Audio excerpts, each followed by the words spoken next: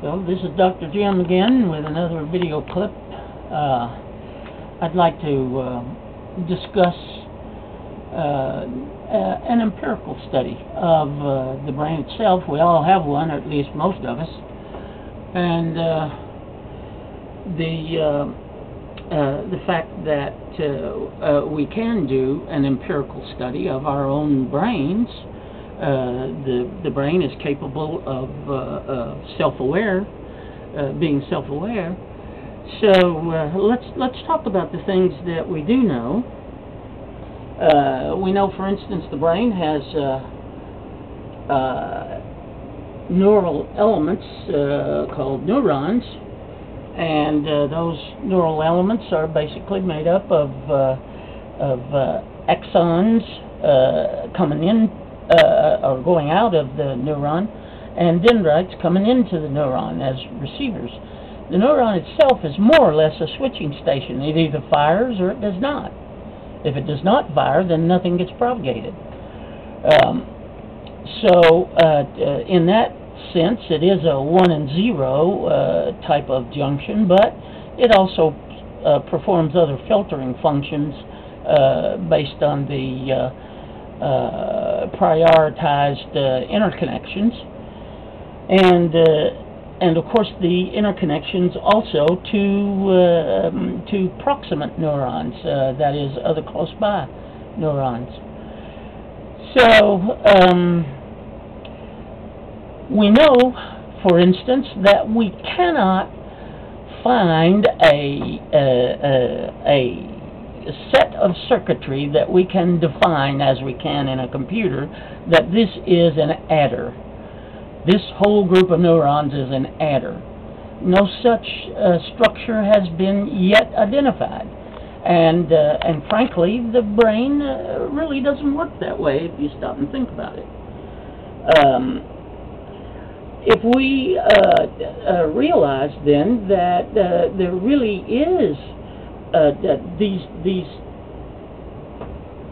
amazing functions that the brain can perform, and yet it performs them without an identifiable structure of this is an adder, this is a shifter, this is a register.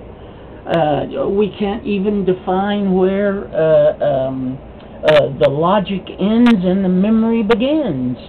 In fact, memory itself, if we stop and think about it, is actually the interconnections between the other neurons, nearby neurons, and the fact that they are connected.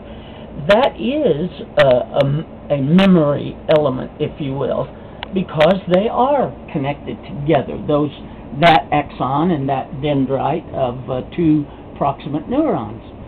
So, in that sense, we realize that then the memory itself is stored. The memory of the brain of all neurobiological models, from insects on through human beings, is made up of the interconnections, the synaptic interconnections. That is the memory. And as you, for instance, memorize more things, you create more synaptic interconnections, pathways between neural elements, neurons. And so, that being the case, isn't that then, from just a pure logical deduction standpoint, isn't that the same thing as a memory element? Well, certainly. So, part of our empirical study then shows us that, okay, that is where things are stored. They're stored in the synaptic interconnections. And the actual processing, such as we think of add, subtract, multiply, and divide, they're done on a very abstract scale, and we're capable of making an error where the circuitry of a computer, unless there is an actual failure in one of the, let's say, transistor elements, it does not make mistakes. Well, all the neurobiological brains do make mistakes. They're capable of making errors and correcting those errors. And they're also capable of, through a distillation process, if you will, removing the interconnections between neurons that are incorrect and leaving the ones and reinforcing the interconnections that are correct. And so via that distillation process, the brain then learns and reinforces the knowledge that it gains.